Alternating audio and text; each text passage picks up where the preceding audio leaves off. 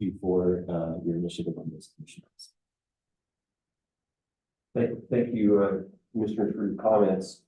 I'd like to invite Mr. Morash for his presentation.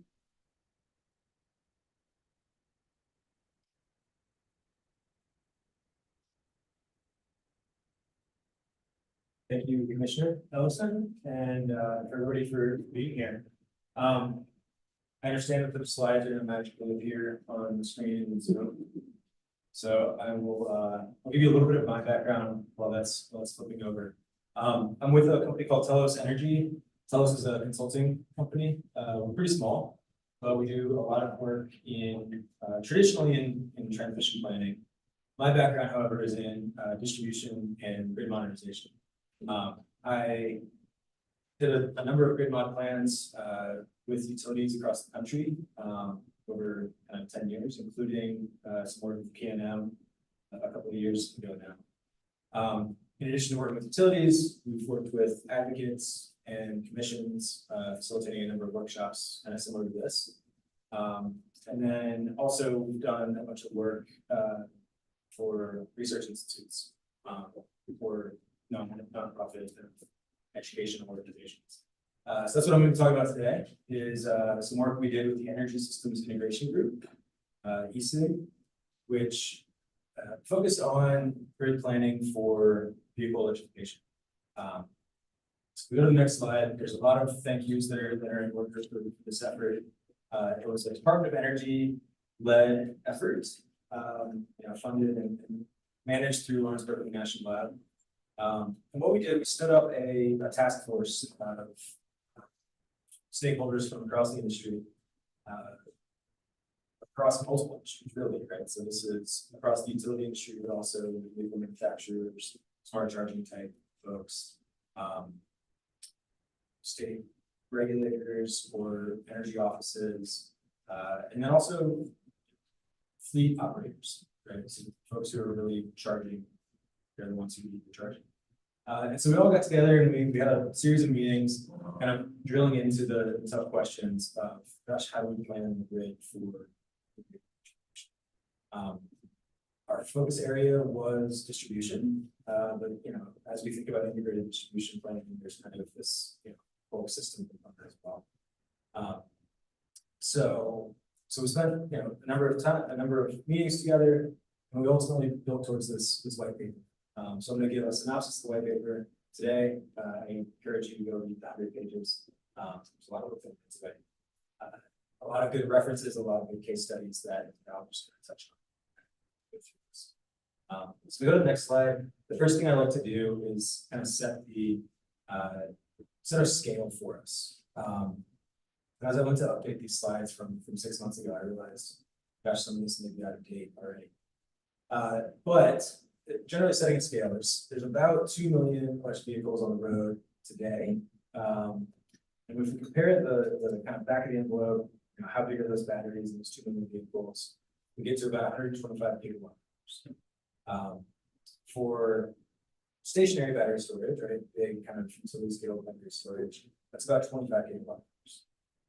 So we're thinking EVs today, about 5x what stationary batteries have.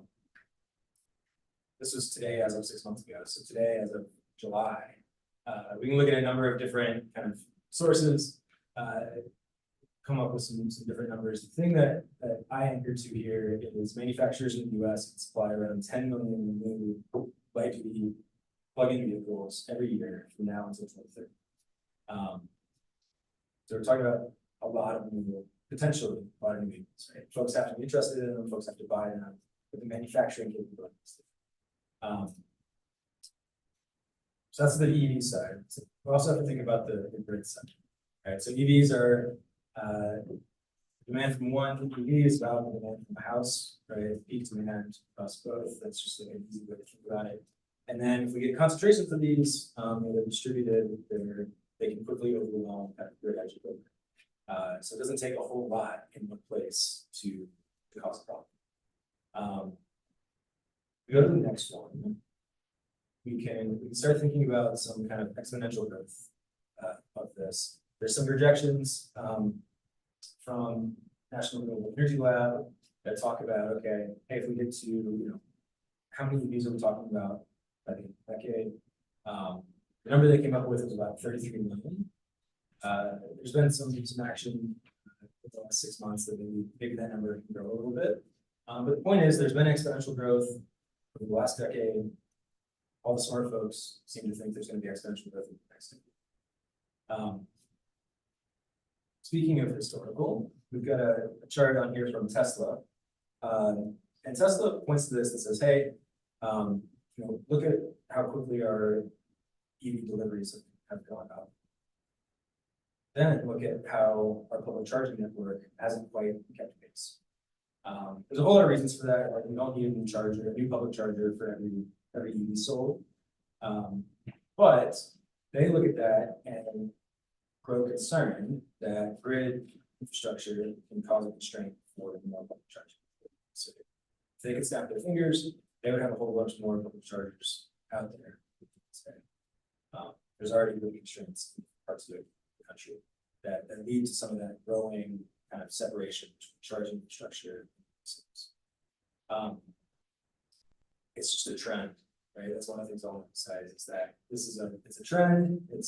We've got to, as grid planners, we've got to be aware of this. We've got to kind of monitor this stuff. So go to the next one. We should talk about the next slide. We've got a growing need for charging,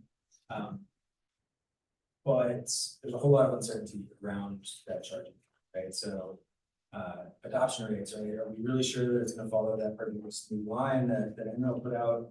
Are we sure that New Mexico is going to look the same as that national average? Are we sure that different parts of New Mexico are going to look the same? So that's just adoption. And then we can say, okay, even if folks have their EV, where are they going to charge it? Are they going to charge it at home? Are they going to charge it at work? Somewhere in between? And how does kind of where people drive overlay with our existing grid infrastructure? And our last question here is kind of around timing of charging. Sure, we know when folks are going to charge. As a general rule of thumb, hey, if you're charging at home, that usually happens at night. Charging in the day, or if you're charging in the public, that's probably in the daytime. You have to do activities. But there's a whole lot of room in between. And importantly, there's this overlay between those two things, right? Location of charging and timing of charging. So daytime charging happens at public, nighttime charging happens at home. And so there's kind of multiple variables that are overlaying on top of each other. So we're going to deal with this, right? There's we know a lot of stuff has to change. We know we're not totally sure how this is all going to work out. So that's what the task force got together and worked on. So if we go to the next one, I think the next one is actually the next slide. So go to the next one, content. Oh, no, I lied. All right, so gosh, what are we going to do with all this uncertainty? Well, we've done some studies. There's 2 studies last year from that studied California distribution systems. I thought they were both really good, both really helpful. One looked at this problem, did a bottoms-up estimate that was really pretty neat. And they came out and said, okay, we think about $50 billion worth of new distribution equipment is going to be needed to support electrification. Different study looked at it and said, gosh, we think it's more like 16 billion because of different load shapes, because of different adoption amounts, because of different, just basically underlying assumptions. Importantly, both of these studies were funded, they were government type studies, not advocates. One was directly to CPT, I think, did it, and the other was the Public Advocates Office. So these are, A, they're large numbers, but B, they're very different numbers, right? And so how do we as planners thread the line, understand kind of, hey, if we get this right, how do we balance between overbuilding, where maybe we spend too much, we've got more grid than we need, and underbuilding, gosh, folks can't charge more. So that's our problem space. That's our terrifying kind of 10 minutes. What do we do about it? That's what our kind of grid task force got together and looked at. So if we go to the next one, we came up with 4 priority areas based on all these different discussions. Our 4 priority areas, go to the next one, so I don't have to totally do this all with memory. It is, number 1 is to get better at forecasting. Even the best planners, even the best forecasters across the country have areas and opportunities where they can get better. All forecasts are wrong, some are helpful. Hopefully more and more are helpful. We're going to talk through a couple of different ways that we landed on kind of, hey, let's work on our forecasting. I should also mention before I forget, Department of Energy is funding the same group, which is open to anybody here, to take a look at EV load forecasting. And we're trying to come up with a best practices guide to help everybody kind of speak the same language. So I'm going to spend a little bit of time on that today. There's going to be more work coming. There's always more things to research, more things to figure out hands on. But that, if you're interested in that load forecasting effort, please look. Our second priority area is to embrace smart charging. The more work, the more research we did, the more obvious it became, gosh, smart charging is a really big part of this puzzle. We're gonna get into that in a lot more detail. The last 2 are different sides of similar kind of topics. Number 1 is incorporate future ready equipment. So this is kind of when things are due for replacement. Let's make sure we're getting the right thing out there for the future and not just the thing we've used historically. And then the 4th one is promoting proactive upgrades. So this is, let's make sure we can be proactive and recognize the challenges so that we can stage against the grid we need over time. Importantly, it's not go upgrade everything at once, right? Let's work together. Let's identify areas where it makes the most sense so that we can start to shape some of the future, take some of the uncertainty out of the equations. So I'm going to go through all 4 of these in a lot more detail as we go on. So first up is on the next slide, we talk about forecasting. There's a number of opportunities for forecasting. The big aha for me, if we go to the next slide, was around, I guess there's 2 ahas, right? The picture here, we should start with the picture, is around backcasting, right? So let's make sure, hey, we know there's a future goal or a future policy mandate to get to X% EVs by 2032 was the last year on the slide, so let's call it that. Let's make sure we've recognized that in the forecast and kind of incremented our way. EPA just passed a law kind of around light vehicle emissions. Let's make sure that type of thing is included in our forecasting. So that helps us understand adoption. That's going to happen. Big aha for me was around the use case, right? Let's make sure we understand it's not just like a call. How many of these EVs are out there? It's what do they do, right? So there's school buses and city buses are the same shape, but their charging needs are very different. School buses have a very set schedule, not so much in the summer. City buses, their schedule is a little different. So it's easy to, the more granular we get in these types of use cases, the better our forecasting. And so we can build up from the bottom and say, okay, we've got all these different types of uncertainties that build together, give us this kind of information. Another thing to consider, technology keeps getting better, right? Our battery sizes and charging speeds in even our light duty fleets has gotten a whole lot faster. As we think about medium and heavy duty, so trucking or just delivery trucks, technology needs there to change. We talk about faster charging, rapid charging, and think through some of that. Importantly, when we first got going, we were thinking about, gosh, what does driverless cars mean for all this? What does ride sharing paradigm? How do we think about that stuff? And the task force It's like, yeah, that's a big deal and we need to think about it, but let's not lose sight of that kind of near-term objectives, our near-term things that we know will change.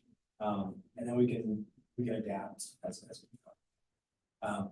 So I've got another one here on forecasting, next slide, around getting to the right, I think the next one is location.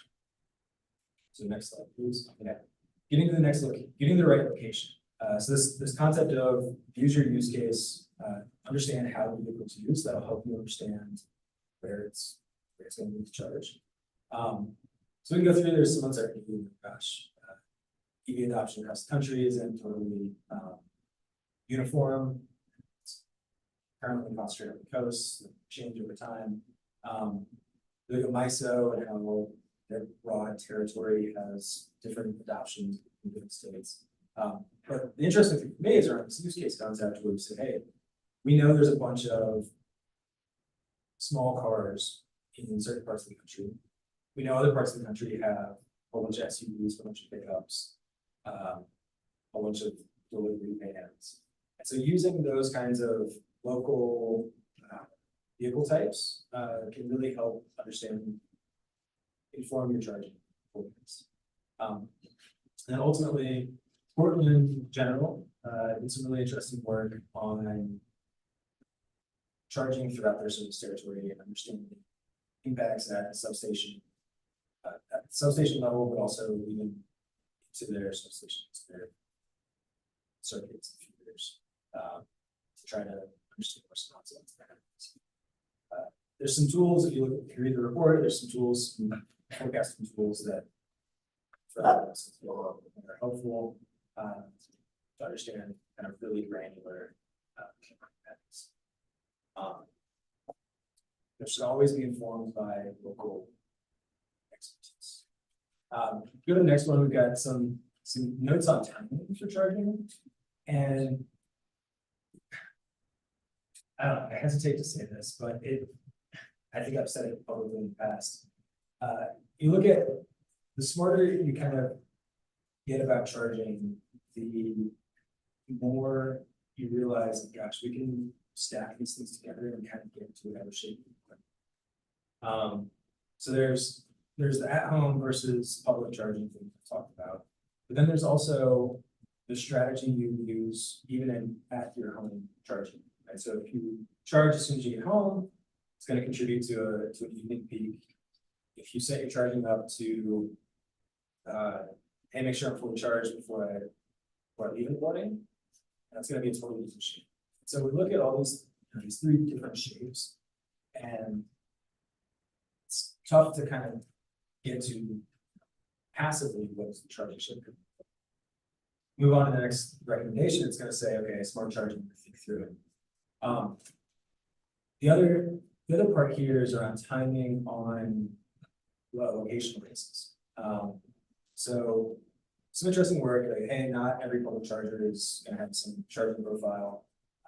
Some interstate profiles are going to have more charging on holidays than public school charging. Right? It was just July 4th. I know interstate traffic was pretty bad. I imagine some of those chargers were pretty heavily used. The last bottom right slide here was some interesting work out of Eversource in Boston. So they gathered a whole bunch of GPS data for cars, did some tracking work. And what they found was, when they looked at Cambridge, right, that's where all the universities are. And they found, gosh, charging when school's in session is a whole lot worse than when school's not in session. And it's one of these like very obvious, like, yeah, of course, that's the case. But when you really get the data and you follow it, you recognize, school starts at, it starts, but 9, 10 a.m. That's when you see really good charging in Cambridge at kind of a location basis. They saw kind of the opposite of that when they talk about Cape Cod, right? That's the summer location, that's the summer vacation spot. Charging shifts basically from Cambridge to Cape Cod. And so thinking through kind of what that means and what we need from a grid perspective, We have different charging profiles. One of the ways we deal with that, on the next slide, we talk about smart charging.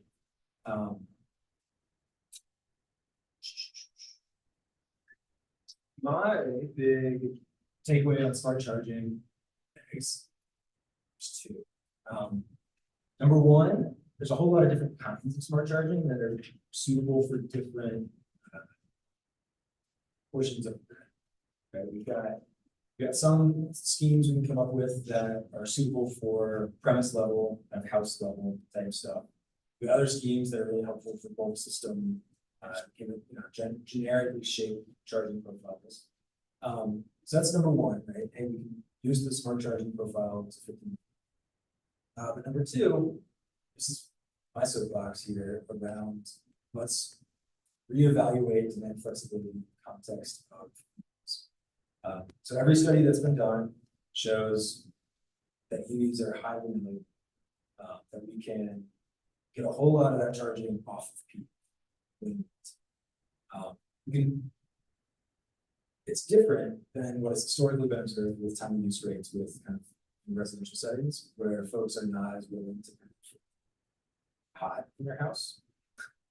Thermostat programs move power out of the peak period, but not to the same level that we've observed so far. We're going to increasingly get more and more folks adopting these things, receive this kind of track record performance, but it's a step change in demand flexibility. When we talk about this. And I think it's a really important point to make that don't carry the baggage from previous demand flexibility programs into flexibility. To that point, I often say charging instead of demand flexibility or EV flexibility. It's smart charging. It's EV saturation. So I'm going to get into a couple of examples. Before I do that, I just added this to the slide deck. So that was super interesting. There's a recent Department of Energy study that looked at 5 different states across the country, and they did some analysis on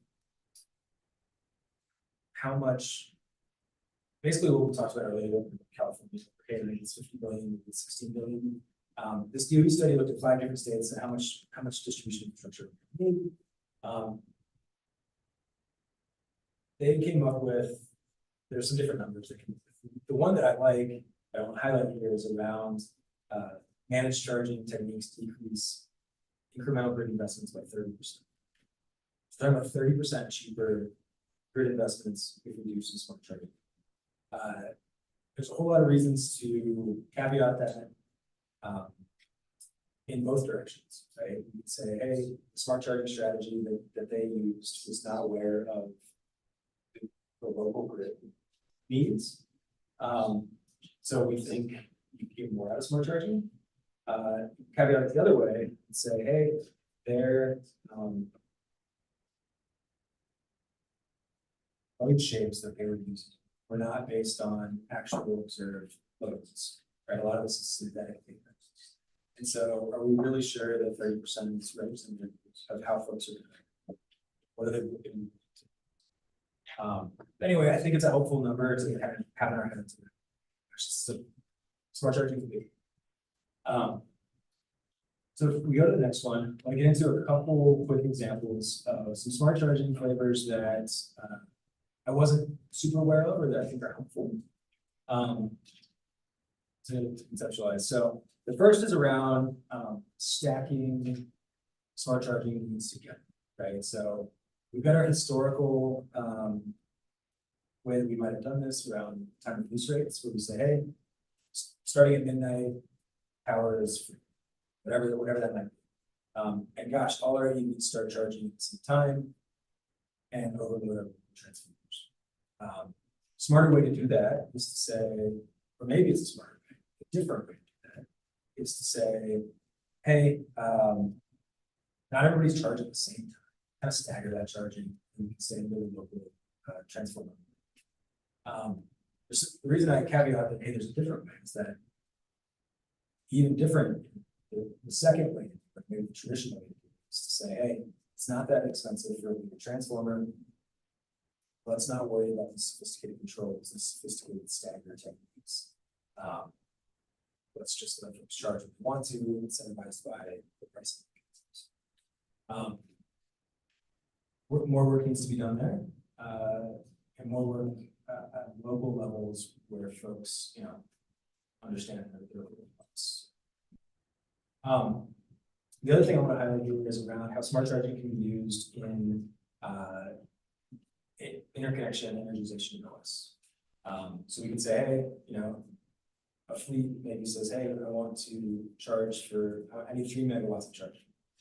A utility can look at that and say, hey, we can't give you 3 megawatts of charging all the time, but we'll give you 3 megawatts overnight. Don't charge during our peak hours on that feeder, and you can serve serve the load as they need it, but making sure that they kind of understand that's there. So this isn't just an operation. Right? This is you can use this. Go to the next one.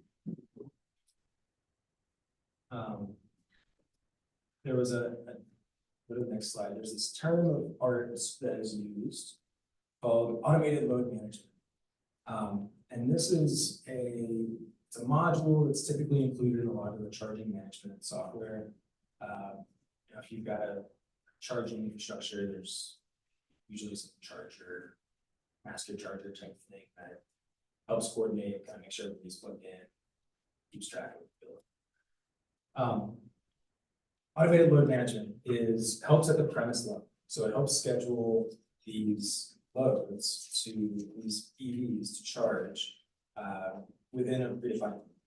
Right. So the easy use case there is to say, hey, I've got 5 chargers that all are rated, at 15 kW, but my point of interconnection can't support that much charging at the same time.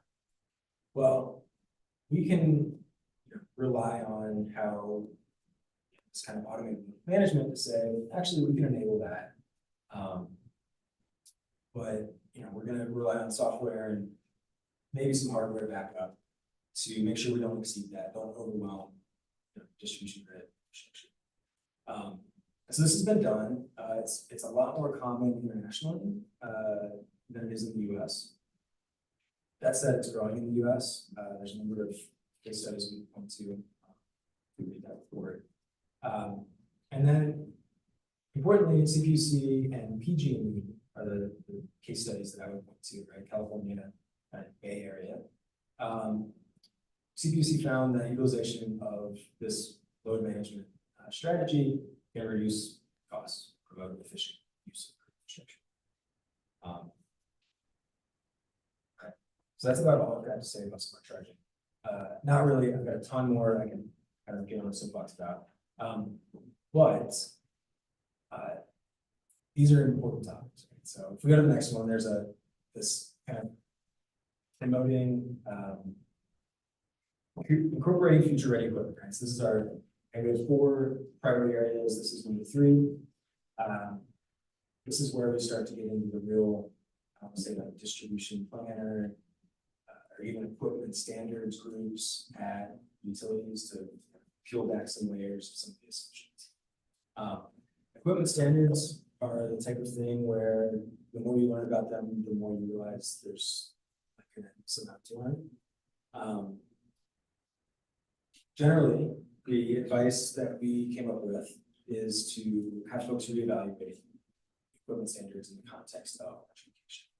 Right? We're not saying, hey, this is the equipment standard that folks should use, but rather let's make sure we've thought about it in the last while.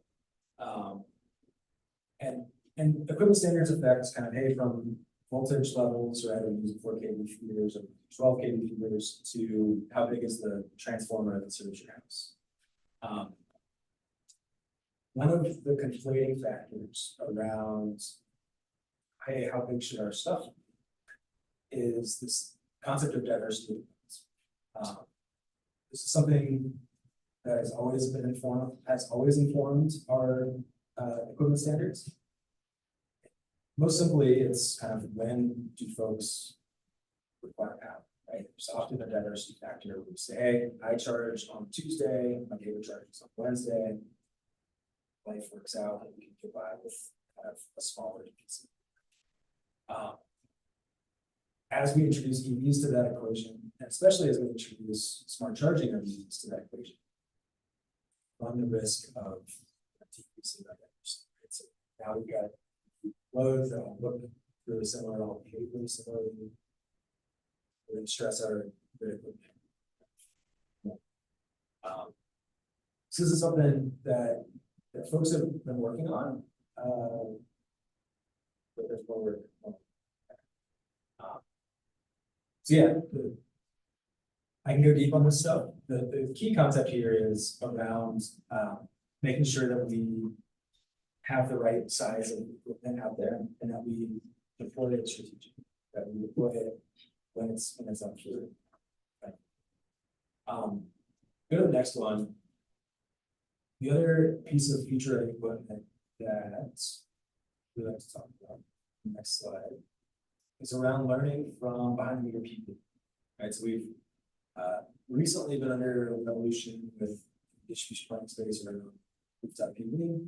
That's just got to be some stuff we're doing there. One of the things is at the charger level, we learned a whole lot about smart inverters. EV loads are kind of the inverse of a smart inverter, right? They're still power electronic control loads. So there's some fun stuff we can do there. I want to make sure I don't lose my audience to the 200 volts of ours. But the other thing we can think about is kind of hosting capacity maps or load capacity maps type of things. So making sure that we invest in our digital infrastructure as developers are going to find this. So go to the next one. Talk about promoting kind of proactive upgrades. So there's some interesting work out of New York where they made the case that, hey, if we're going to be, it takes us 4 to 6 years to build a new substation. We look at our policy goals.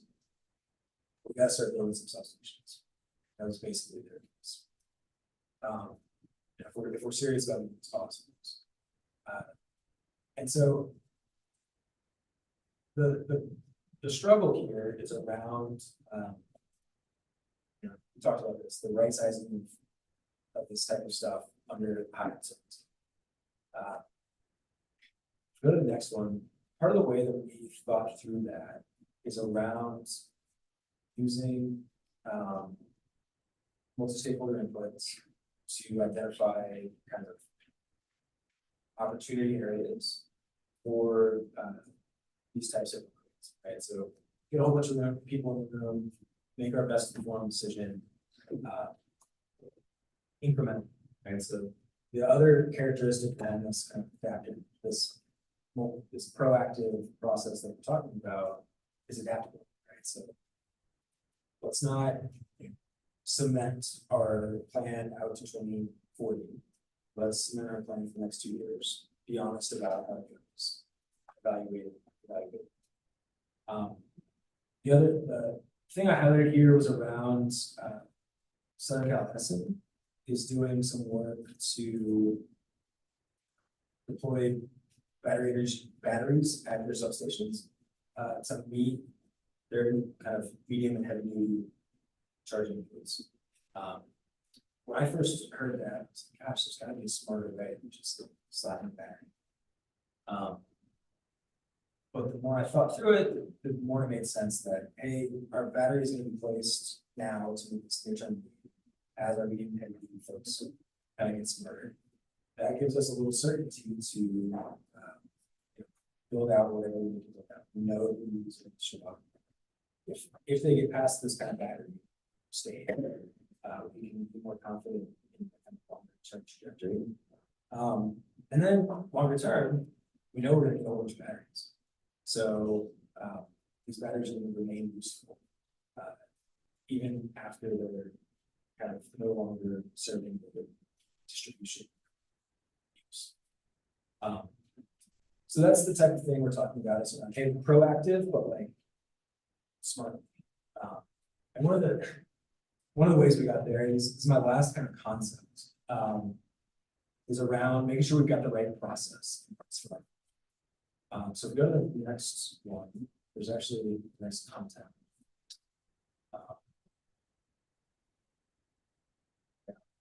So next slide, please. We gotta make sure we got the right process for our future. So we got our existing processes. Sounds like we heard from the utilities earlier in the series around the existing distribution processes. Those are really helpful. There's always opportunities for improvement, but they're good at what they do. They've learned these processes over years. Those are really helpful for certain types of charging. On the other end of the spectrum, we've got this kind of proactive multi-stakeholder thing that we talked about, where gosh, it'd be really nice to have multi-stakeholder processes for interstakeholders, right? As we think about I-25 definitely goes through here and 40, so yeah. And as we think about those corridors, there's going to be a whole lot of freight that moves through Mexico that maybe doesn't understand here, maybe just but there's going to be charging here for that type of stuff. In between, we put a label on it. Not sure anybody else has really put a label on it, but it's this customer collaborative process where the utility and their fleet provider, or really whoever, are able to work together and collaborate and come up with a charging solution that makes the most sense. So the example here is an energization request comes in. The answer doesn't have to be yes or no. Right? The answer could be something like yes, but, or hey, how about the charger here instead of traditional. So these three different pieces are all needed for different use cases. Okay, so kind of give them the scale of what we're talking about. Using the right process, the right techniques, across kind of these other planning. So we go to the next one. This concept, I do better with examples. So within the report, we talked about when to use which one of these processes. So think about managed light-duty vehicles, existing processes are really good at that. If we think about prioritizing underserved communities, that's something we're going to have to get a couple of stakeholders to. And then there's charging of fleets. There's importantly, there's a place for each of these processes, kind of no matter how we do. So it's not slap it with this, slap it with that. It's kind of let's make sure we're thinking with all of those tools actually get it right. That was our last concept. I think I've got a wrap-up slide that helps me make sure I stay on top.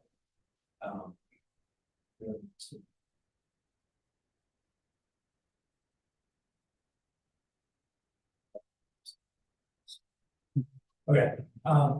I know one of the things in the wrap-up slide is to the thing I was going to talk about smart charging.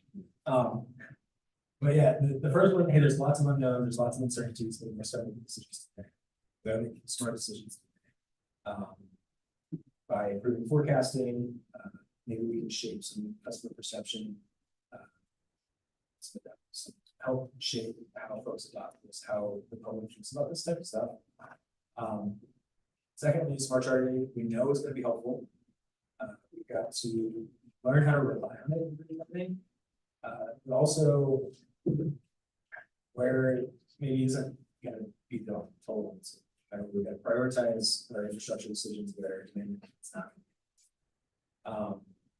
And then the third key point here is, hey, that whole process stuff I was just talking about, that's not how things have historically been. So kind of got to recognize that that's new and different. And the future ready kind of, hey, we think you're the diversity factors for your infrastructure. That's not new. And so kind of understanding like, hey, we've got a lot to learn, and that we're thinking kind of differently than we do with other pieces. So hopefully more workshops like this will help us all kind of understand. So thank you, commissioners, for having me. This is time for questions. Thank you, Mr. Marash, for that very informative presentation. Before we go to questions and answers, I understand that we may have at least one public commenter online. Mr. Rodriguez, is that correct? Yes, Commissioner, we do have one person signed up. And whenever you're ready, he is ready as well. Sorry, we're unable to hear you, Mr. Rodriguez, if you're saying something to us. Can you hear me now, Commissioner? Now we can, yes. Okay. Yes, we do have one person signed up online for public comment, and he is ready whenever the commission is ready. Fantastic. Please go ahead, sir. Good morning, Chair and Commissioners. My name is Andrew Stone, the President of the New Mexico People's Energy Cooperative. We work to achieve the lowest cost and most equitable, resilient future grid, which includes customer-owned resources such as rooftop and community solar and distributed energy storage. New transmission and distribution is not only expensive, but time-consuming. And add to this fact that the entire country's grid is being simultaneously upgraded, there will be further delays and cost increases from supply chain issues.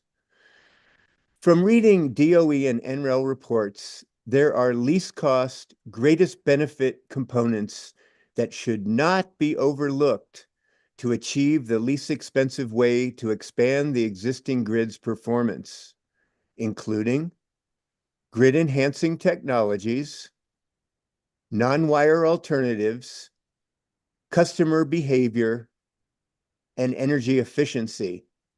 So let me expand on those. Grid enhancing technologies maximize the transmission of electricity across the existing system through a family of technologies that include sensors, power flow control devices, and analytical tools. Advanced meter infrastructure should not be limited to just smart meters. We also need real-time data at points of distribution to allow more solar and storage and to open up closed distribution circuits due to saturation from renewable energy. Non-wire alternatives, such as distributed energy resources and storage, with smart inverters, can provide load shifting, balance volt-var, and provide other grid services without more T&D. Tariffs for virtual power plants should be developed.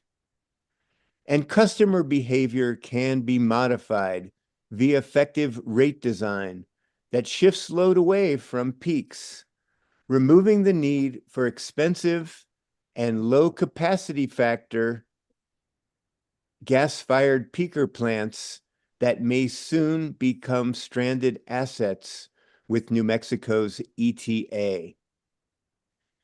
Energy efficiency using the benefits of the Inflation Reduction Act, we can achieve energy usage reduction by 30% with just insulation, window replacement, use of heat pump water heaters, induction stoves, and heat pumps for both heating and cooling. And this energy savings can be used to fuel the electric cars. And the electric cars can provide resilient backup energy supply to the homes and businesses. So let's continue to invest in energy efficiency. The future grid is no longer just top-down, but also peer-to-peer. And NREL has documented that the least expensive and equitable modern grid will have 30% customer-owned resources. I provide the Commission with 3 useful documents to understand GETS and to frame the right questions when grid modernization investments are being asked for. And I'll put that in the chat. Thank you very much for your consideration today. Thank you for your comments, Mr. Stone. Mr. Rodriguez, do we have any other members of the public for? No, Commissioner, we do not. Great, thank you very much. In that case, let's move on to questions for Mr. Lash regarding his presentation. Commissioners, do you have any questions you'd like to ask at this point? Or would you prefer to have others ask questions first? No, I appreciate the presentation and don't have any questions at the moment. So, thank you. Okay, I'll circle back around. Would like to open it up to everyone in attendance. The floor is open for your questions. Yes, Ms. Williams. Hi, Williams from PNM.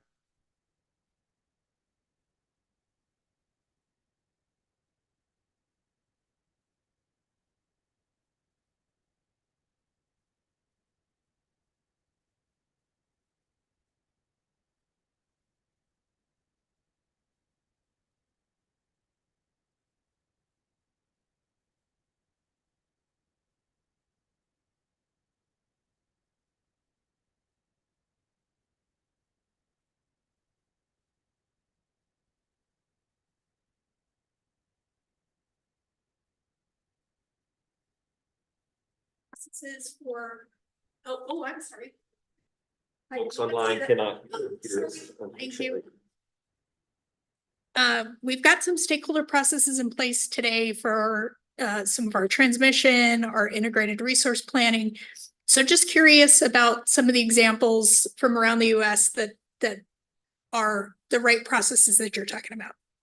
Yeah, in the report, there are links to these. The proactive process, there's some really good work that was done in the I-5 corridor, basically from the Bay Area up to Seattle, to think through what charging looks like across that stretch. And so that was actually, it was a utility-led process. All those utilities got together and said, hey, how are we going to think about this? But they invited commission, consumer advocates, the relevant stakeholders to think through that.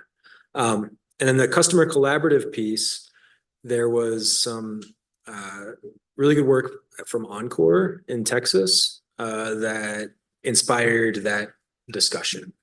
So Encore has it's like a trucking outreach. I forget the exact framing, but it's really, they've got a survey that they send to all the trucking fleets in their service territory. It says, hey, are you thinking about electrifying? If so, we'd love to come talk to you, right? And it solicits the fleet operators in their service territory to get in touch with them before it's boom, here's a 3 megawatt interconnection request. And so that's one example. And there's a couple more around kind of dynamic interconnection type of, how to make that work, basically. Thanks for the question. Great, thank you. Are there any other questions? I do have one online, if that's okay. Yes, please go ahead. Yeah, Brianne Joel, distribution planning with Xcel Energy. You had your shape overlay for, EV charging and shifting public, and then, kind of a typical load curve that we would see. Have you overlaid then charging batteries and then a winter peaking system all on top of that?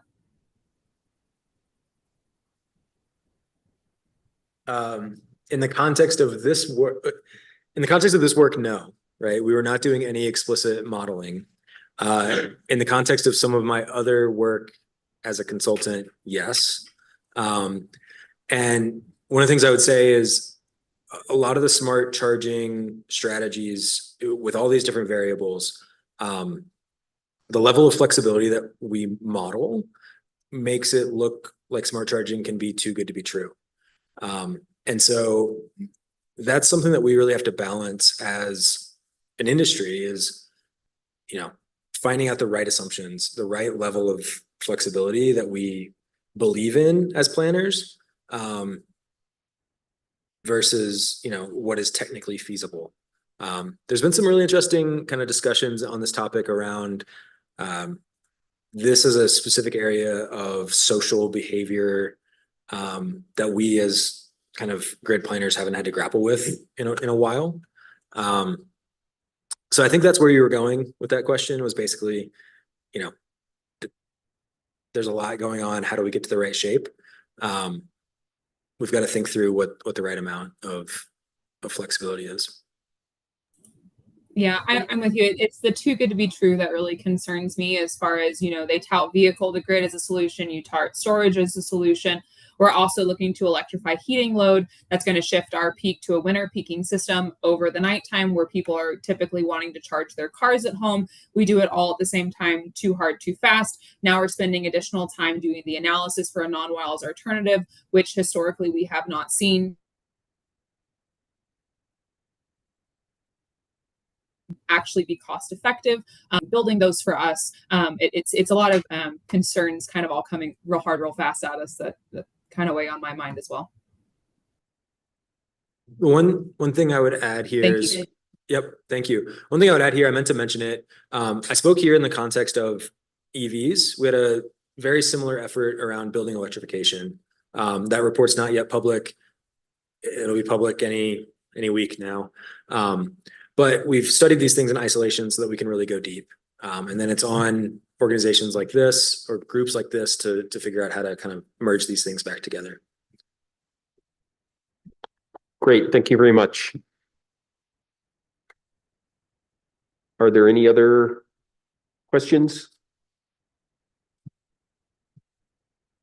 I'll throw out a question. You mentioned in one of your slides backcasting as a way of thinking about what sort of investments do we need going forward to reach some end state. I guess my question is, how do we pick the right number for that end state? I guess in our particular circumstance, we don't really have any statutory guidance around where we need to be in terms of electric vehicles in 10 years. And of course, we would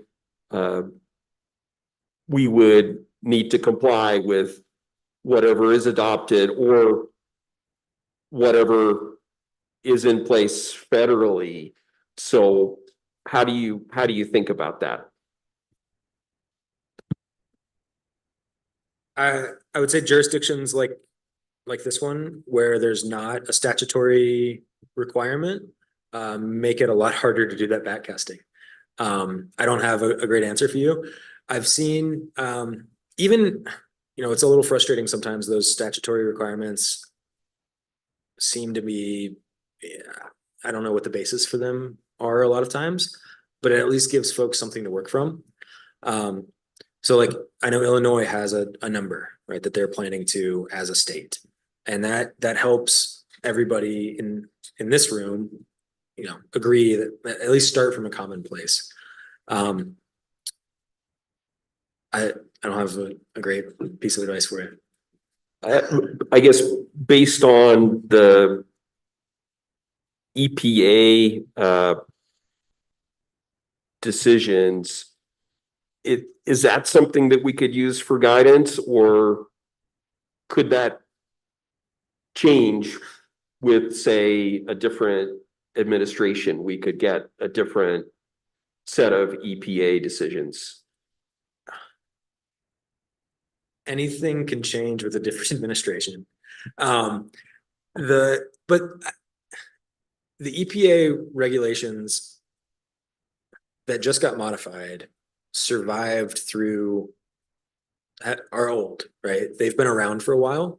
And so even, the ones that just got modified that establish goals for 2030, even if those get rolled back, there are still goals from previous administrations that are in place that will, the impact is supposed to be, X% of light duty vehicles are electric. So I think the EPA guidance is a helpful benchmark. Importantly, that's just new vehicles sold. So we got to think about stock turnover. We got to think about kind of, even if it's 50% of new vehicles in 2030, there's still a whole bunch of old vehicles on the road. So it's a good place to start. Yeah. Thank you. Given the uncertainty going forward, are there any sort of, no regrets type of actions that can be taken in your view? Yes, I feel like that was a lot of what I tried to cover here. The forecasting bit, I think, is really a no regrets. It's, I don't want to call it, I guess it's an affordable first step, right? We're not talking about deploying millions of dollars of infrastructure. We're talking about making forecasts better. So that's human capital, that's maybe some software tools. But if it helps us, deploy our physical infrastructure in a better way, I think it's a really needed first step. So that's one. And then secondly, the kind of no regrets thing is to learn. We're not going to know everything now in any jurisdiction. And so being able to kind of take a step and, understand that, hey, it, maybe didn't work out, I think is an important thing to be able to set up. Great, thank you very much. Yes, please. So thank you for that presentation. It's, it is thought-provoking, and I thought you had a simple way of explaining how complicated this will be.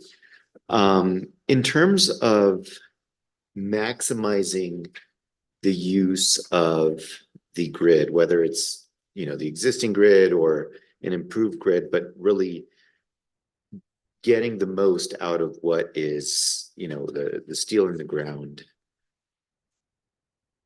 From your presentation, what elements do you think will have the most impact, will be most useful to maximize the use of the grid? Yeah, I think it's smart charging. We'll have, that'll increase our utilization, which ultimately leads to a more cost-effective grid. One of the things I didn't mention around that, there was those two studies in California. The one from the Public Advocate's Office mentioned that a major point throughout that report was, hey, when we increase utilization, that actually brings rates down. And so it makes things more affordable for everybody. So yes, we're talking about more equipment needed, but we're spreading that equipment over more energy sold. And so it's a cheaper marginal cost. So yeah, smart charging is I think the best way to improve infrastructure. If you have more questions, go ahead, but I could also take us in a different direction. Okay, I do have one last question is, have you looked at other industries and whether there are any lessons that we can learn from there? I'll give one example of what I was thinking about.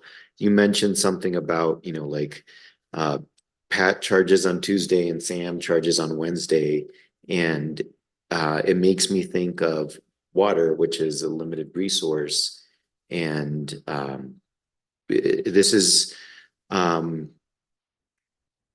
different because I think with the electric industry, we're used to just getting what we want. So we need more, so we build more. We can't do the same with water. We're more limited in that. So it kind of, we have to kind of change our mindset a little bit. But that's one thing. Is there anything else that we could learn from other industries? I like that. I haven't heard that before. The water parallel there, I think is important. The industry that I typically look to is tech, and typically think about kind of, Google is famous for their distributed architecture, for their cloud computing, and how they think about redundancy when there's a whole lot of different data centers that have to work together. And so there's cases for kind of similar grid architectures in a distributed world where we're relying on rooftop solar or, vehicle to grid type stuff. So that's like IT lessons. But I think I think your question's a good one from a resource perspective. Okay, thank you. That was my last question for now. Are there any other questions for Mr. Marash? I see someone online. Let's let this be our last question for Mr. Marash. Yes, Mr. Murphy. Yeah, can you hear me in the hearing room? Yes, we can. Okay, great. Thank you. Thank you for the presentation. Really very helpful. I believe it was SCE you were talking about deploying batteries to assist with some of the connection of these sites. I guess at this point, have they deployed batteries, or is this a future looking, something they're looking to do in the future? I'm wondering about any potential lessons learned, right? Because there's obviously, costs associated with the mobile batteries. There's land acquisition costs. There's, just site logistics, and it seems very site specific, a site specific solution. So just wondering if SCE has any takeaways from any experience they may have. It's a great question for SCE. That's fair. That's fair. No, we were doing this, we wrote this up about 6 months ago. And 6 months ago, they had approval to deploy 31 megawatt batteries. I think that's what was written down. And had identified the sites and the need for these. A number, SCE, where they were really worried was downtown LA, where it was particularly urban. And so it was, I hope I didn't say that that's the solution that everybody should use, but rather inspiration for solutions that are possible. So thanks for the question. Thank you. Great. Thank you very much. Thanks again for your presentation, Mr. Marash. At this time, I think we should move on to our second presenter, Ms. Hannah Terwilliger from the Minnesota PUC. Ms. Terwilliger, are you available and to do your presentation now? Yes, I'm here. Can you all hear me in the room okay? Great, we can. Great, and then should I share my own slides?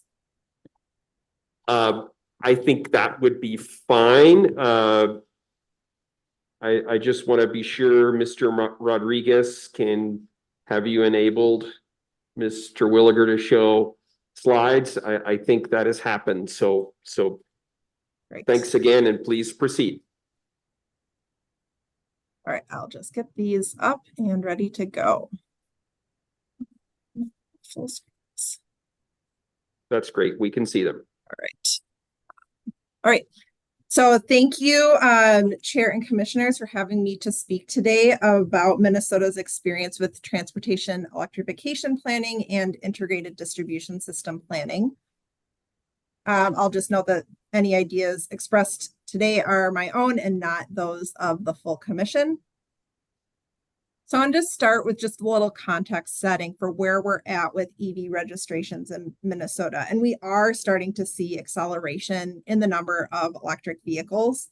We're at over 50,000 as of January 2024, which is 15,000 more registrations from the same time in 2023. And while the majority of those are in the Minneapolis-St. Paul metro area, we're seeing similar patterns of growth throughout the state, even in rural areas, even though the total adoption number is smaller. And one important piece is we do get this registration data from our Department of Vehicle Services, which allows us to give utilities really granular, specific information about the number and location of EVs in their service territory. And so that really helps them with their planning processes. And we've heard from utilities that they use the numbers that we've been giving them for, I think now 6 iterations to forecast where they potentially may need to do a substation or a transformer upgrade to account for increasing amounts of electrification. So I'll just quickly highlight our distribution planning objectives before I talk about our transportation electrification plans. And this really lets us think about how the generation gets to folks and recognize that the one-way flow of energy is not the only way that utilities now serve customers. And so with our IDPs, we're looking at a way to proactively plan for long-term solutions and to do so in a way that is including our stakeholders in creating the plan rather than waiting until the plan is really set in stone and then not having an opportunity for feedback or anything to change the distribution system plan. And so these planning objectives are high-level goals that are set by the commission and they remain consistent over time. We also have more detailed filing requirements, and those are iterative. So we may change them as we learn more about what information is necessary and how to stay apprised of what utilities are doing to plan their distribution system. And we adopted these back in 2018. And so on our more detailed filing requirements, we get information on system, financial, and DER baseline data, hosting capacity and interconnection. We have DER future analyses, which we see as scenario planning. We get long-term investment plans. We do non-wires alternative analysis. And now for our investor-owned utilities, transportation electrification plans. These are filed every 2 years, and utilities also need to hold at least one meeting to cover some of these topics before they file their plan. In reality, some are doing a lot more, especially Xcel Energy, our largest utility, is really working through a lot of stakeholder involvement on specific issues within their plans. We're now we just completed our 3rd IDP cycle, 4th for Xcel Energy. And so I think we are at the point where we've got a good handle on how these systems operate, and we're now able to start looking at how they're going to meet those changing customer preferences moving forward. And we just did accept the IDPs 1 week ago on July 2nd. And so the transportation electrification plans were integrated with the IDPs in 2022. So this year, 2023, was the first year that we had those filed at the same time. The commission considered Xcel Energy's transportation electrification plan on March 28th. But then we considered Otter Tail and Minnesota Power as our smaller utilities with the IDPs on July 2nd, and those were all approved. And so one thing that it is important is our distribution system plans don't receive commission approval. We accept them as complete. So we're not doing a prudency or approval that the utilities may proceed with any plans. Rather, this acceptance indicates that they have fulfilled the filing requirements. Is discussed in a couple subsequent slides, though this has recently changed for how we evaluate our transportation electrification plans. So I will kind of go through how those developed and then how that really has led it to them integrating with the distribution system plans and how that allows us to better plan holistically in the system as a future. So the commission initiated its EV-focused work in late 2017, and we started that out with a commission investigation, which we made a series of findings about transportation electrification being in the public interest. We required utilities to file EV programs and pilots. And then it was our first requirement for a TEP. And that was really high level. And it was more of a summary of how utilities were thinking about electrification and their upcoming filings. And this initial order also, I really think, was important for setting the framework of how the commission is considering filings and programs related to EVs. It set a framework for the utility role. And then we looked at those programs separately outside of the TEP. And so they were evaluated individually on their own merits. So from 2020 through 2022, we really saw the evolution and development of our more specific transportation electrification plans. So after we reviewed the first TEPs, the commission established an annual requirements and required quantitative data, which I will not read it all through to you here, but it's here for a reference. And so we're really looking more at the anticipated grid impacts, and the focus wasn't just on pilot programs and filings, but also on how to prepare for electrification and ensure that utilities could manage the new load. And then in 2022, the commission moved it to a biennial filing requirement for the TEPs and started investigation into merging the TEPs and the IDPs due to increasing overlap in subject matter between the two dockets, especially around things like forecasting and load management and being prepared for those grid impacts. So in our December 8th, 2022 order, the commission officially combined transportation electrification plans with our existing integrated distribution system plans. And this was important because it lets us take a more holistic look instead of things getting siloed in proceedings. And I think this is a really good quote from our Department of Commerce, and that combining TEPs with IDPs is likely to improve the administrative efficiency of each proceeding, as transportation electrification and related distribution system planning functions are substantially linked to one another, and over time they are likely to become inextricably linked. If they are combined, time savings may accrue to analysis and result in better allocation of limited resources, which I think is really important from a regulatory perspective, that we do have limited time. And so the more that we can reduce duplicativeness lets us focus on the solutions and not just on trying to figure out what's happening where. So what we did is we incorporated baseline information into our planning requirements. And then as I noted earlier, we actually do have some new legislative requirements that change what the TEPs look like. However, this overall still aligns with the commission's decision to merge our TEPs and IDPs. And then I'll also just note that we still have program-specific reporting for our EV pilots and ongoing programs that takes place annually in individual dockets. And so we're not losing that component of being able to evaluate what's working well, what's not working well for things like managed charging for infrastructure build out. So what we did is we incorporated the quantitative information into our existing IDP sections, but then added a new section to the IDPs that looks at that qualitative data. So summary of their programs, how they're facilitating specific initiatives, optimizing EV benefits, and then what also are the utilities doing for education and raising awareness. In 2023, the legislature did change, and so we now have official electric vehicle deployment programs. And this, so now it's in statute instead of commission order. And so instead of accepting the TEPs, we are now approving them, which is a different threshold of review.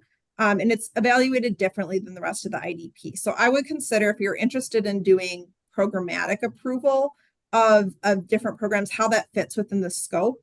And some aspects of transportation electrification are more EV oriented than grid oriented. For example, initiatives to assist with infrastructure build out can include elements of grid management, but they're really more focused on expanding access to EV infrastructure, which is different than what we're doing in the rest of our IDP review. So on our 2023 IDP and TEPs, this was the first time that they were combined. Only Xcel Energy filed for program approvals.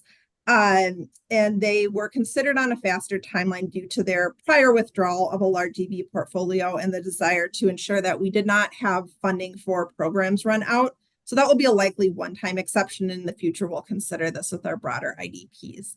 And that was approved with modifications in the Commission's May 9th, 2024 order. And then our smaller utilities, Minnesota Power and Otter Tail, did not have programs ready just due to the really tight turnaround from when the new legislation was passed to the filing requirements. And so their TEPs are more in line with what we saw with prior iterations. But in both were focused on implementing their existing programs, and they will plan to submit new filings when the next TEPs and IDPs are due on November 1st, 2025. And those were approved verbally with their IDPs last week.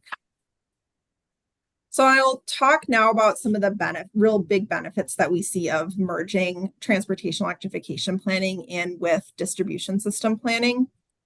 And I think one of the big pieces is being able to have a holistic budget overview. So this is an example of Xcel's distribution budget that it looks at the actuals and forecast over the 10-year period. And this lets us look at what utilities are spending on electric vehicles and vehicle electrification in the context of the overall distribution budget. And as we're really seeing pretty substantial increases in these budgets, for a variety of reasons, increases in load, aging systems that need to be replaced, growing amounts of DERs, it's really important to view the spending in this context so we can balance what we want to spend our limited resources on to make sure that we're not seeing extreme rate impacts to customers, and then making sure that the programs that we have are helping with the grid management aspect. It also lets us see spending that enables electrification that's part of the distribution spending, but may not otherwise appear in a TEP. So for example, Xcel Energy has a program called their Grid Reinforcement Program, which is not discussed as part of the TEP, and it's not part of the EV program budget, but it is one that the company is proposing to target proactive upgrades for electrification in areas where it anticipates electrified growth. So this allows us to kind of think about these programs together, and does the forecasted amount of EV growth support this kind of program, and how does that increase overall spending on EV related initiatives? We also get a breakdown by spending on EV programs, and so that's what this other chart is. It lets us see that a lot of this spending is made up of capital investments for infrastructure. And this for Xcel was primarily due to 2 infrastructure pilots, while spending on things like residential off-peak charging programs were much smaller and mainly limited to marketing and communications. And then any of the kind of other costs were paid directly by participants in these specific programs. And so they don't have an overall impact to rates, and can actually help more with the management of the grid. A really important advancement that we also saw this time was the use of what we call LoadSeer, which is an advanced planning tool for Xcel Energy. And this allows the spatial forecasting of DERs, EVs, and electrification on the grid. And it lets us think about how forecasting is part of that overall load forecast. And so what LoadSeer for Xcel does is it takes their service territory wide forecast for distributed energy resources, EVs, and electrification, and it can allocate those spatially down to all the way to the premise level. And that really helps the utility with their planning process. And so what we'll be looking at going forward is how can we use these forecasts to do things like plan, where do we need to see those upgrades, where to target load management efforts and pieces like that. So I think this was I got really excited about this. I kind of nerd out over these sorts of things. So I thought this was a really great advancement that we saw in this IDP from Xcel. And so what this has allowed us to see is we are really seeing large overall growth in our load, especially on Xcel, primarily attributable to electrification. And this really shows that 140% growth by 2052, which is an increase in peak demand of 11 to 13 gigawatts. And that is even accounting for the nearly 6 gigawatts of distributed solar that Xcel forecast bringing online during the same time period. So when we view electrification in the context of the IDP, it also is giving us the ability to look at how DERs are valued against load growth.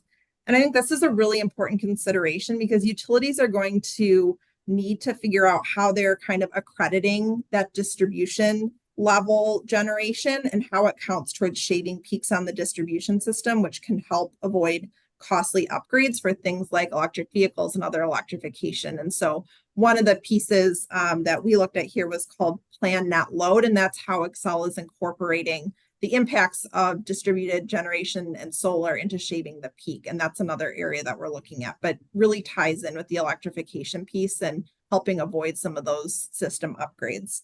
And then, of course, also considering things like load flexibility and pairing charging load with solar generation is important as well. And this is just LoadSeer can really look at very specific types of charging. And so growth in number of vehicles that are in residential charging, public charging, workplace. And then you can see that this really does correspond with the overall forecast and peak demand from the previous slide. But we do see that we get the low, medium, and high scenarios, which allows us to plan for a range of eventualities out of our planning process. And so I think this kind of leads to one of the big outcomes from our IDP hearing last week is how we upgrade the grid and who should pay for it is really a key and important question. And we're just starting our work into cost allocation and upgrades. But we have this really great matrix that one of our stakeholder groups, Fresh Energy, offered that depicts the difference between proactive and reactive upgrades and shared versus individual cost allocation. And this is a really good starting point for thinking through the costs and benefits of different combinations and who bears those risks and benefits. And so the lower left-hand corner, which is reactive upgrades and individually allocated costs, is the model most commonly in place today. And this is what you would call the cost, cause, or pays model. However, as the system is changing, it does bear risks in delaying customer transition to electrified end uses and the installation of DERs. And in Minnesota, we actually do have areas of the grid where small residential customers cannot interconnect a system, a rooftop system, without $1 million plus upgrade to the distribution system due to the available hosting capacity being taken up by large front of the meter solar installations. And so this is a really immediate need for us to address in Minnesota. And so based on that, last Tuesday, the commission established a staff-led work group to establish a framework for cost allocation and proactive upgrades for electrification and for DERs, with the goal of completing this framework by July 1 of 2025. And then we've got these topics to address as the framework. So you can see there's really substantial overlap when we're thinking about electrification upgrades with existing regulatory frameworks and other areas of the utilities distribution system. And a big thing I think is important to consider is whether we should treat EV load any differently than other new load, especially electrification load, given that they all have pretty substantial potential to reduce emissions and better optimize the system. And so I think that's another really good benefit for us of considering transportation electrification as part of broader IDPs and other planning. And so with that, thank you for the opportunity to speak today, and I am happy to answer any questions that you may have. Thank you very much, Ms. Terwilliger, for that excellent presentation. I would like to open the floor up to questions.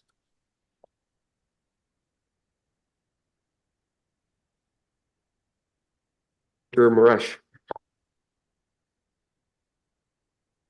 Thank you, Ms. Terwilliger. You showed a slide on how Xcel was disaggregating their budget requests based on kind of what bucket it fell into, right? So there was some amount of budget that was allocated to reliability, some that was explicitly for EVs, some that was capacity oriented. Yep, this one. And so I'm wondering, a reliability upgrade can look really similar to a capacity upgrade, which can look really similar to an age-related upgrade. So I'm wondering how those are disaggregated, or if there's some mention of like these are really the same thing, or kind of how that works. Yes, this is a topic with our distribution planning. We're actually going to be going in and kind of looking at how we're defining these budget categories. Right now, we use the same categories across all of our utilities, and that's so we can compare see what the overall trends in spending are. But these aren't necessarily the categories that the utility uses in their own internal processes. So we are looking at doing a better job of aligning those. But you're right, there are a lot of potential overlaps. And so within the IDP, we do get kind of a definition of how the utility is assigning different costs to these different areas. But in general, the capacity upgrades are when they are seeing higher loading on their transformers than what is within their standards. And so that's why then they go in and do those capacity upgrades, whereas the age-related is equipment that is at the end of its life. And some of that is what we call, and I'll use proactive and reactive in a little bit different way, but the reactive is like a tree has fallen on the line and we have to replace it. Proactive is saying, okay, this transformer is 60 years old. There's been a couple of outages. We're going to go in with our budget and replace that now before we have a major catastrophic outage later on. And so they have those kind of definitions within their planning processes. But you're right, like a capacity upgrade can also help with reliability and power quality overall too.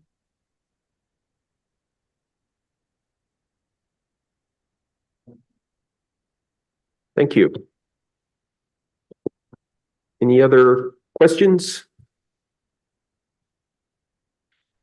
You know, I'll just follow up with a question on that same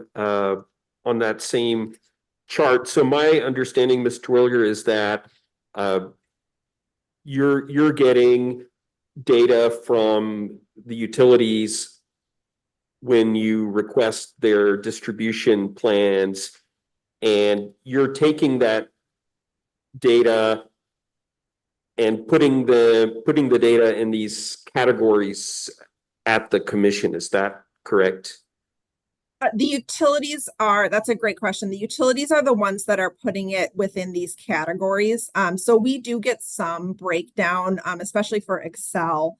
We'll see the different, like the different projects that they have, but some of it, because it's not a cost recovery request, we do get kind of their blanket program budgets as well. So to be able for them to respond to things like outages, but they're the ones that are kind of categorizing into those different buckets. So there might be what one utility considers age-related might be another utility's capacity, but we can still get kind of a general idea. I don't think it's necessarily about it being exact, but still having some kind of sense of where utility budgets are going up and what they're spending those pieces on.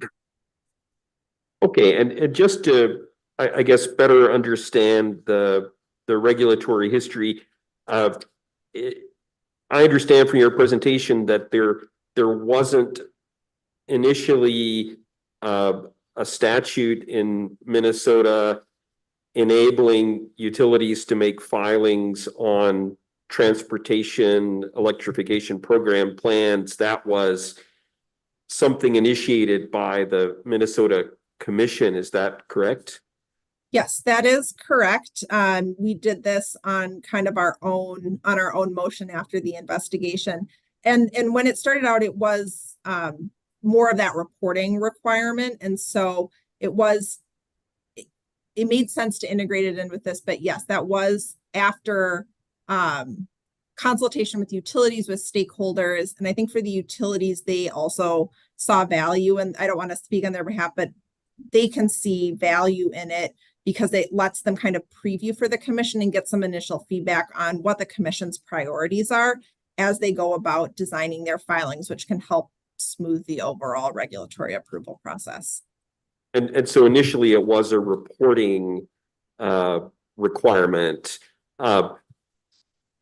which Yes. gave you more information, but more recently, your state enacted legislation enabling utilities to file for cost approval, program approval.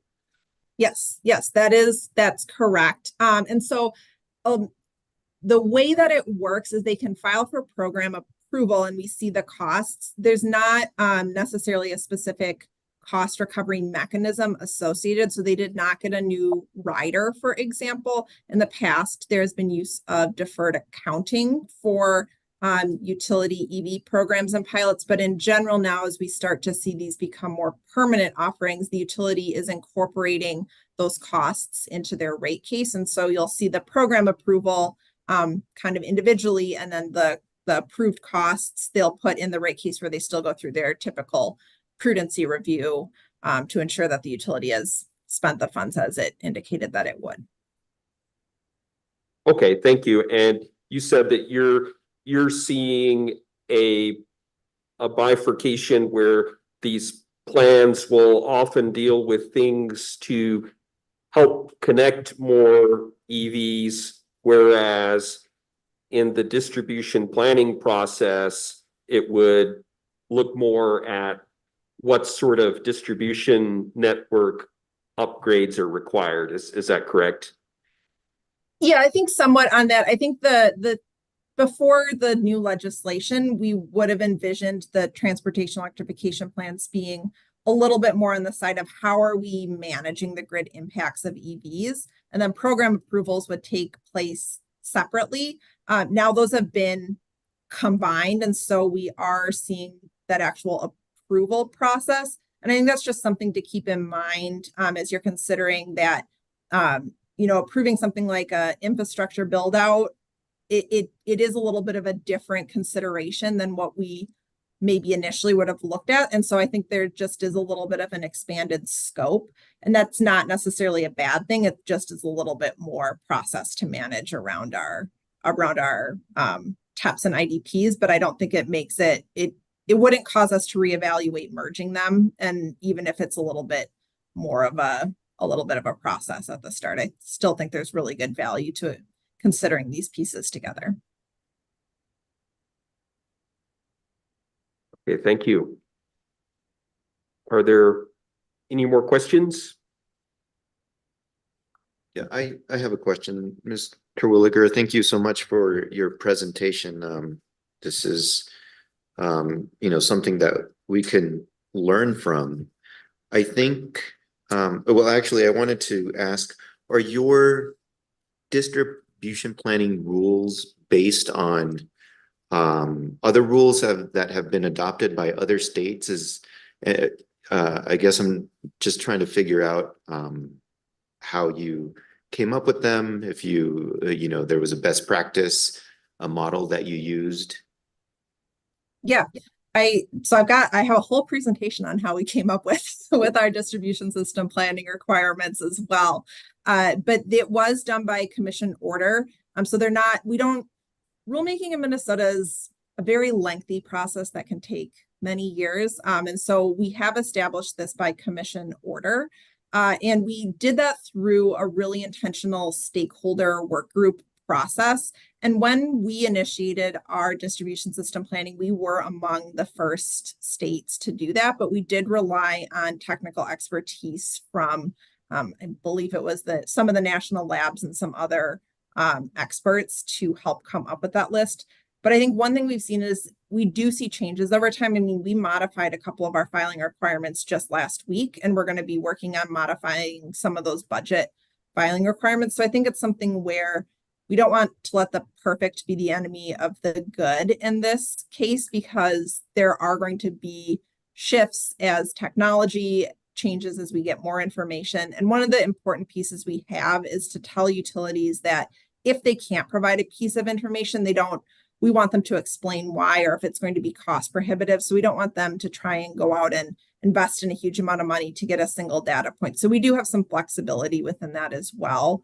But I would say the big thing was we did work through this in a stakeholder process, and staff came up, prior staff, not me, this was a little bit before I worked on these issues, came up with a straw proposal, and then we got feedback from utilities and stakeholders on what those exact filing requirements would look like. And they are a little different for each of our utilities, just to take into account a lot of their specific circumstances. And so, for example, Xcel, because they are our largest utility in most, they've got a lot more DERs and EVs. They have some additional requirements that our smaller utilities don't have. Thank you for that. With respect to input from stakeholders, now moving on to the actual plans that you've explained are are accepted but not approved. With respect to stakeholder input into that process, I think I saw on the slide that utilities have to have one meeting, at least one meeting with stakeholders. From your experience, is at least one meeting sufficient? Are utilities holding more than one meeting? If we were to adopt something like that, I'm wondering whether one meeting would be sufficient. It does. So I think there's a couple pieces to this. So our smaller utilities, I wish there was more stakeholder involvement. A lot of times it's state agencies kind of tuning into those. For Xcel, there is very robust stakeholder engagement. I think there's also different types of stakeholder engagement that they do. A lot of times when they're kind of doing that required meeting, it's the utility having a presentation, they get feedback, but there's also a lot of informal stakeholder processes. And I think sometimes on more technical specific issues, things like for us plan net load, for the cost allocation, having these deeper dives to develop another area is cost benefit analysis for proactive upgrades or building out a roadmap for a distributed energy resource management system. Those we're looking at more informal, specific deep dive processes with stakeholders. And so I think that there's a balance to be struck in how you're structuring stakeholder work groups. So you've got general information that's coming out, but also when there are topics to develop, being really intentional about that, because sometimes not everyone is going to engage and it can be a more productive discussion if it's smaller. And then of course, we also have the process with the commission when the utility files the plan where groups then give input and everything else. So I think the one stakeholder meeting as a filing requirement is sufficient, but then examining other ways that you can have development of the record on topics that emerge is also a really good way to go about it. Thank you. And then I think the other thing that I understood was that there is a 5-year planning horizon. If that's correct, do you think that 5 years is still an appropriate horizon, or would you change that in any way? I do think that 5 years is overall, I'm just flipping to make sure I give the right information. Yep. So I think we have 5 years is where we tend to get most of the information. For distribution system planning, it's really different than larger resource planning, right? Utilities are making these decisions on a much more, I would say, like rapid turnaround cycle to respond to changing conditions and customer load. And so once we start to get out beyond that 5-year horizon, it's more of estimates on especially things like the budget. We do also get a 10-year look ahead. And so we do have our utilities filing, they'll file, I didn't have this in the slide, but they'll have a kind of a roadmap of like, here's when we anticipate like our AMI, here's when we anticipate doing things like flexible interconnection. So I think that a 10-year more general look ahead can be really useful, but I think that 5 years is a good amount of time horizon for more specific information. Thank you. I appreciate the presentation and responses. Thank you so much.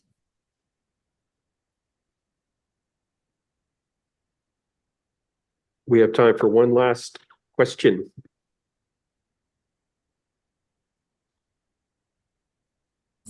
Hey Hannah, it's Brianne Joel. I'm from Xcel, a little bit different jurisdiction than what you're in. I wanted to go through a little bit, it's not an approval. How have you seen the plans feed into a rate case to prepare for more favorable outcomes or not? One thing that I'm concerned on as we go through rulemaking here is, you put together your 2-year IDP and then you go through a rate making and they deny it. Let's say your plan is now false, it's wrong, you've got to readjust it, you've got to back up, start again. How have you seen that play out? So I think the kind of the rate case, I think this is a good question. It's something that we're definitely thinking about. The rate case IDP overlap is something that's still developing. What we've really come to see is that the IDP is a place for us to consider things like policy, So I think like the big ones that we're looking at is like a plan net load, the DERMS. It allows us to say, hey, what information are we going to need? What things are going to need to be enabled by the time you come forward for a cost recovery request. And because we're thinking more about some of these policy choices, and not necessarily as much about the budgets are more of an indicator rather than like an approval. So when we say that we accept something, we say it has no bearing on prudency. It doesn't, just by accepting, we aren't telling the utility like, go forth and do this, right? It's more of an information. The commission can kind of give some of that feedback, which I think is really helpful for a utility as they go into making a cost recovery request, knowing that, hey, this is an area where the commission might have a little bit more scrutiny, and we need to make sure that we're providing really robust analysis through that request. And so that did happen in the area of for example, the grid reinforcement program, which has a budget line placeholder. Commissioners indicated, hey, this is something that we're going to be like paying close attention to. And so I think that even if something is denied in a rate case, because we get IDPs every 2 years, you do see that adjustment. And we love the word iterative in Minnesota, right? And so that's why we're doing it every 2 years, because things change and it's not set in stone, just like in our resource planning process as well. Great. Thank you so much, Ms. Terwilliger, for your presentation. It was very informative. It's great to hear from another jurisdiction facing many of the same issues. So thank you for your participation today. Thank you so much. So at this point in the agenda, we're at the closing remarks and discussion of next steps.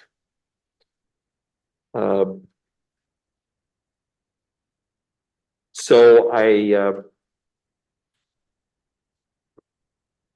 just wanted to say that certainly appreciate everyone's attendance and participation, that this was the fourth in our workshop series on grid modernization and integrated distribution planning.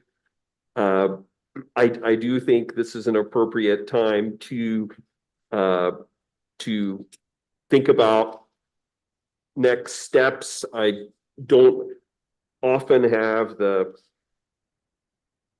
ability to communicate with my fellow commissioners, so this is a good opportunity to do that. I certainly see a grid modernization rulemaking as a priority, and I would certainly be interested in your thoughts as to the timing of getting out a notice of proposed rulemaking. I think that after 4 workshops, we may be in a position to work on a draft rulemaking. And so I think I've got some questions around how do we get to that draft rulemaking. I've asked Ms. Amer to contact folks on the commission side to solicit input. So I may be jumping ahead of that process right now. But I just thought I would get those questions out there since we have this opportunity.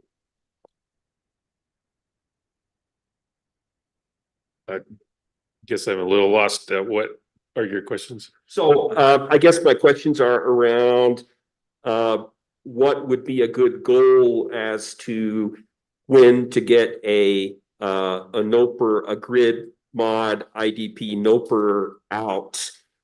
And, I guess I would throw out there sometime this year, but before the end of the year crush. So, a date I had in mind was sometime in September, but, I just wanted to get your feedback and thoughts on that. Oh, thank you. Yeah, the experience with the rulemaking so far is keep working on it diligently and then adjust when other things with deadlines take precedent. So that's what I would ask that happens here is, yeah, I would agree. We're at a moment where we're collecting. And it's a good moment to collect what we've heard and start drafting what a good rule can look like. And then, like I say, let's work on it every day, hoping to get it done on that time frame. But because this is a rulemaking without a statutory deadline, it can't take precedence over work that does have a statutory deadline. Commissioner Ellison, can you clarify again? Did you say a final rule by the end of the year or a NOPR by the end of the year? Well, I specifically was talking about the timing of a NOPR. You know, I think it would probably be aggressive to say that we would have a rule implemented by the end of the year, but to get a NOPR out with a draft that we felt relatively good about, you know, I think that would be a reasonable goal. Okay, thank you. Yes, I do think that a NOPR by the end of the year is still possible. You know, I would well, a couple of thoughts. One of them is that we don't need to reinvent the wheel.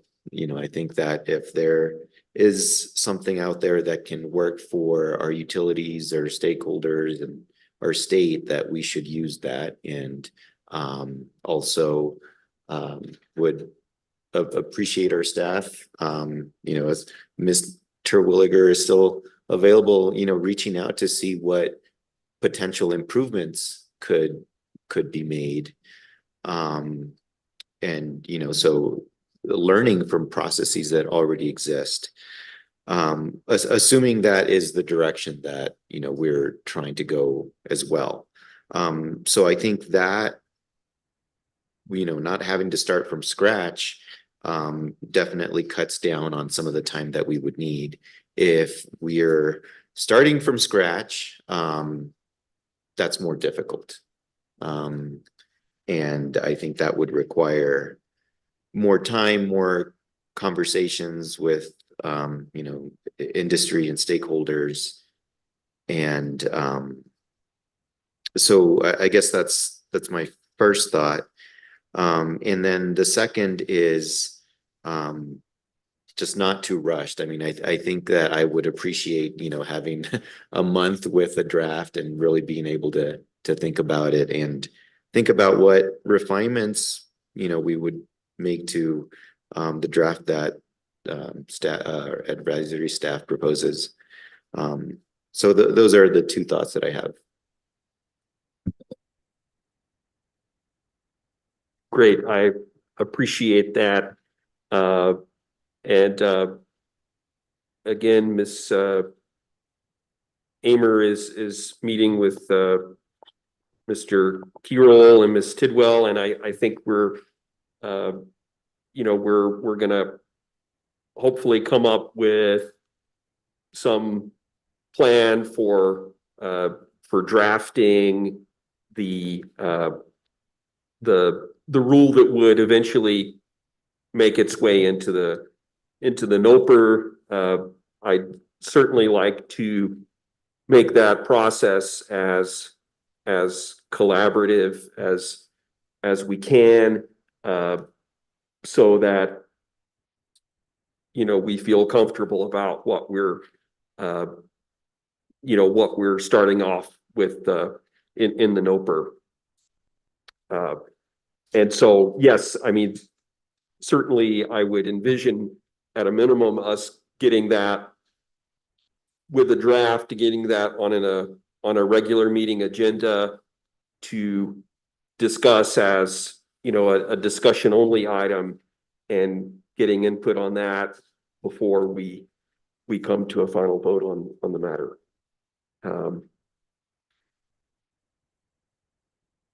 Commissioners, do you have any remarks you'd like to make in closing? Yeah, I missed the opportunity to thank Mr. Williger for your presentation. It was very informative and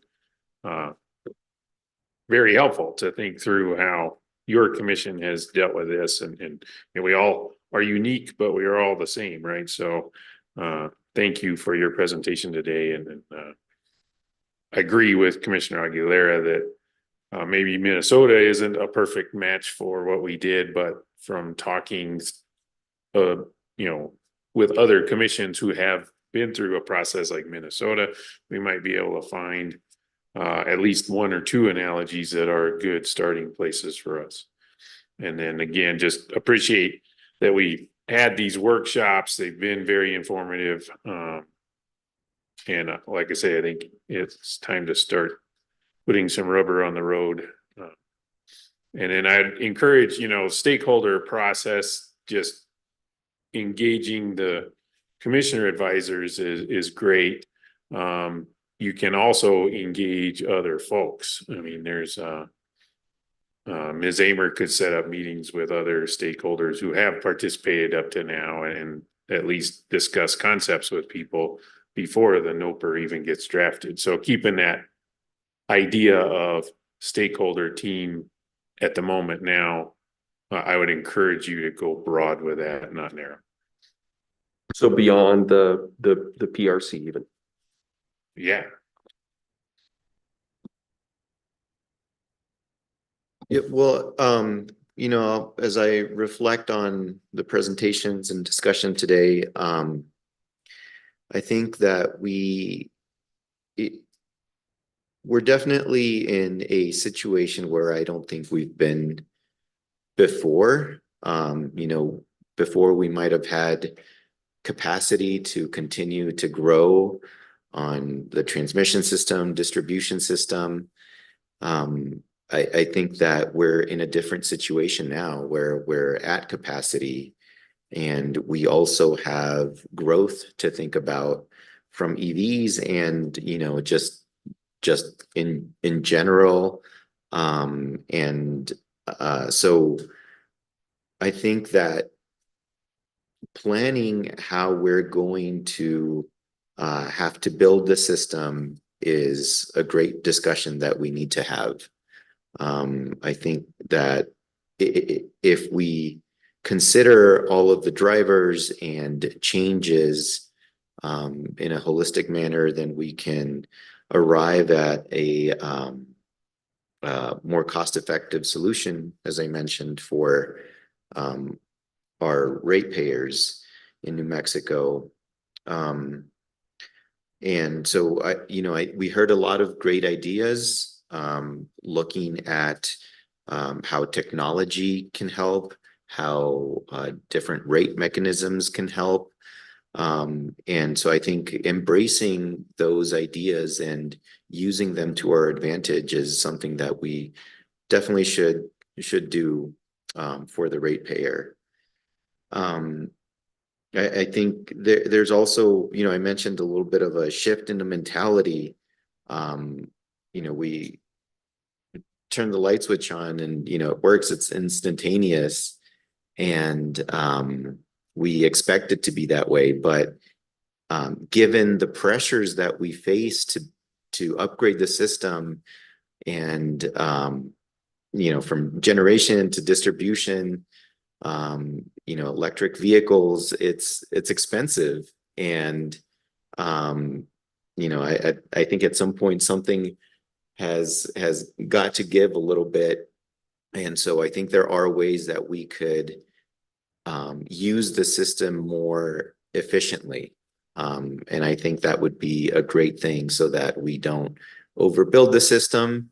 And so that we maintain one of our responsibilities, which is to have affordable rates. So I think it's possible. It's going to be very challenging. There's a lot of moving pieces and a lot of things to think about. But planning is definitely a way to get there. And then, you know, the last thing I'll say is, you know, that I heard is that we have these ideas and we have kind of, you know, ideas of what a best practice is, but we also have to recognize the realities that we have different geographic parts, you know, of the state, and some more rural, some, you know, more populated, and those are also things that we need to think about as we plan. So, you know, I think it's a great discussion. Thank you for everybody who participated and you know, came to listen. We'll see where we go from here. Thank you.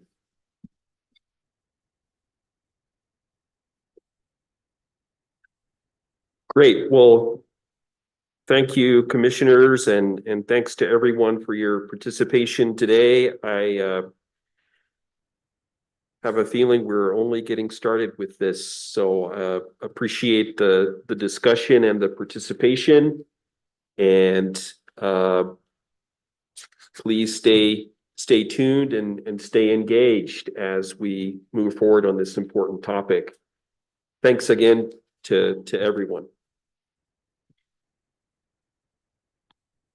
And with that, I'd say we have adjourned. Thank you. Thank you.